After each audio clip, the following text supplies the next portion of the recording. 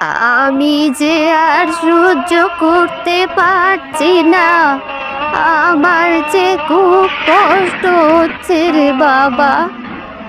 মা, তুমি একটু শান্ত হয়ে যাও, তোমার কিচ্ছু হবে না। আরে মা, আমার শরীরে যে কষ্ট হচ্ছে, আমি যে কাউকে বোঝাতে পারবো না রে মা। শোন বাবা বিজয়, তোর বাবা মারা যাওয়ার পর আমি অনেক কষ্টে তোদের মানুষ করেছি। ধীরে ধীরে তোর এবং তোর বোনের জন্য কিছু গুছিয়ে রেখেছি। তোর বোন চোখে দেখতে পায় না বলে কেউ ওকে বিয়ে করতে চায় না, কিন্তু তুই আমাকে আজকে একটা কথা দে বাবা। হ্যাঁ মা, বলো। দেখ বাবা রহিম, মায়া তোর ছোট বোন একটাই। অ্যাক্সিডেন্টে তোর বোন মায়ার একটা চোখ নষ্ট হয়ে যায়। আমি ওর চিকিৎসা বড় বড় ডক্টরের কাছে গিয়ে করেছি, কিন্তু কোনো লাভ হয়নি। তুই আমাকে কথা দে বাবা, আমি চলে যাওয়ার পর তুই তোর বোনকে ভালোভাবে খেয়াল রাখবি। তুই কোনোদিন হাত ছাড়বি না ওর বাবা। তুই আমাকে কথা দে। মা, মায়াকে নিয়ে তুমি এত চিন্তা করো না তো। মায়াকে আমি খুব ভালোভাবে দেখে শুনে রাখবো, এই নিয়ে তুমি এত চিন্তা করো না। হ্যাঁ মা, আপনি মায়াকে নিয়ে কোনো চিন্তা করবেন না। আমরা দুজনে মিলে ঠিক তাকে দেখে শুনে রাখবো। আমি মায়াকে আমার মেয়ের মতো ভালোবাসা দিয়ে রাখবো। বাবা রহিম, আলমারিতে কিছু সম্পত্তির কাগজ আছে, তাতে তোদের দুজনের অধিকার আছে বাবা। আমি চলে যাওয়ার পর মায়াকে অর্ধেক জমি জায়গা টাকা পয়সা দিস বাবা, আর ওকে দেখে শুনে রাখিস বাবা। এই বলে শেফালি শেষ নিঃশ্বাস ত্যাগ করে। মা, ও মা, তুমি আমাকে ছেড়ে কেন চলে গেলে? আমি তোমাকে ছাড়া কি করে থাকবো? তুমি ছাড়া যে আমার কেউ নেই। তুমি কেন চলে গেলে? তুমি ফিরে এসো মা, ফিরে এসো। মা, আপনি আমাদের ছেড়ে কেন চলে গেলেন? এই যা কিছু হয়েছে সবই অন্ধ কালীর জন্য হয়েছে। মা সব সময় ওই কালীর চিন্তা করত, আর এই চিন্তায় মায়ের জীবনটা নিয়ে নিল। এরপর রহিম তার মায়ের শেষ কাজটা করে ফেলে। দেখতে দেখতে এমন আরো কিছুদিন কেটে যায়। শোনো, এইবার তো আমরা সারা জীবন রাজার হালে বাঁচবো। এইসব কি বলছো তুমি গিন্নি? আমরা কেমন ভাবে রাজার হালে বাস করব? আমি তো এর কিছুই বুঝতে পারছি না।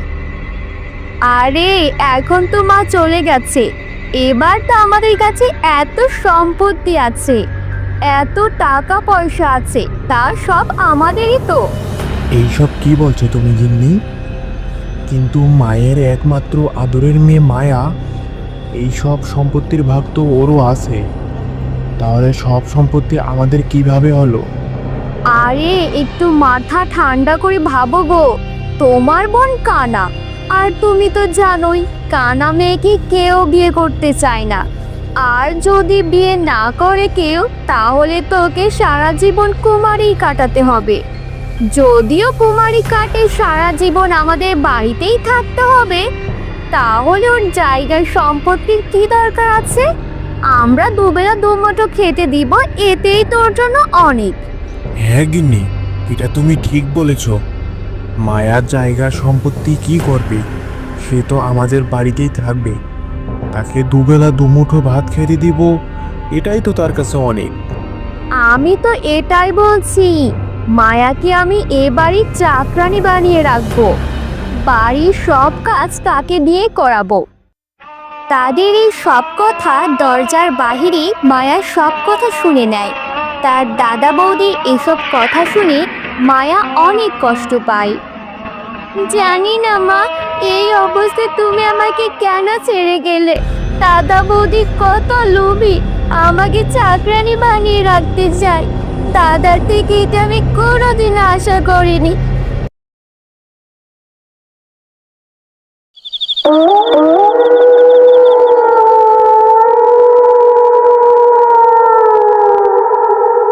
মায়া এভাবে কাঁদতে কাঁদতে জঙ্গলে চলে যায়। আমি কোথায় চলে আসলাম?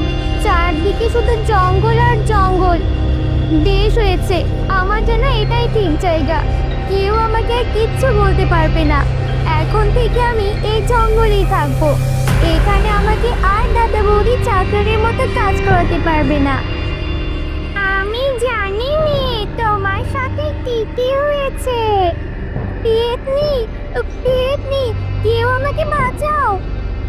ভয় পেও না মেয়ে, আমি সব জানি। তোমার দাদা বৌদি তোমার সাথে কি কি করেছে। আমি তোমার কোনো ক্ষতি করব না, বরং তোমার দাদা বৌদিকে উচিত শিক্ষা দেব। তুমি বরং বাড়ি ফিরে যাও। উফ বাবা, আজকে তো বাজার করতে অনেক রাত হয়ে গেল। যাই যাই, তাড়াতাড়ি বাড়ি যাই। কি রে, বাড়ি যাওয়ার বড্ড তাড়া দেখি।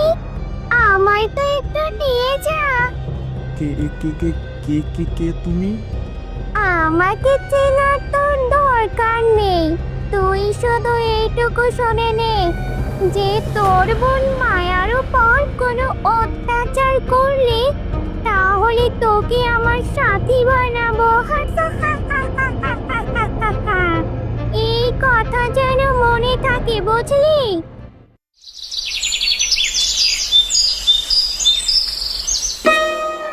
মায়া এখন খুবই সুখী, কারণ মায়ার সাথে কেউ আর অত্যাচার করে না এবং তার দাদা তাকে অনেক ভালোভাবে দেখে শুনে রাখে।